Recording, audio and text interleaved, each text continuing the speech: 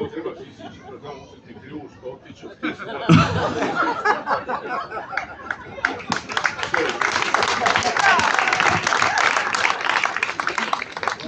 Dobro, ja sam sad, ova poenta je bila neka druga, ali ajde, pošto ste me sad doveli u priliku da ja moram da improvizujem, pa sam ja improvizovao.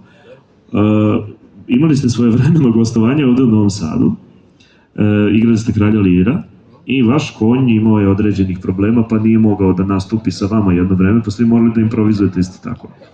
Ali ne dovodim sad u relaciju, nemojte misliti nešto, nego šta hoću da kažem, ja sam se malo već izveštio, pa sam uspeo nekako da ovo isprovizujem, možda ne najveštije, ali nekako. Ali evo, učim ove mlade ljude da se to može dogoditi, a oni se pripremaju, ono Milan se smeška, pripremaju se u detalje, kako u ovakvim situacijama, kako se spremiti za ovakve situacije. Koju situaciju?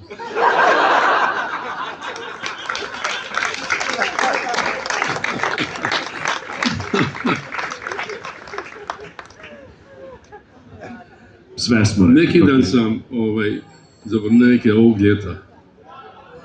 ovog ljeta su mi rekli, ja inače volim da pijem špricere, znaš, ali to nije zdravo. I sad su mi otkrili jedno novo piće koje piju Španci.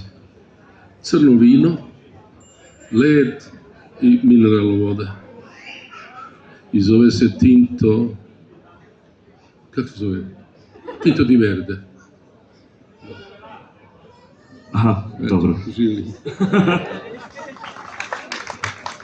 Priča koju sam ja ispričao.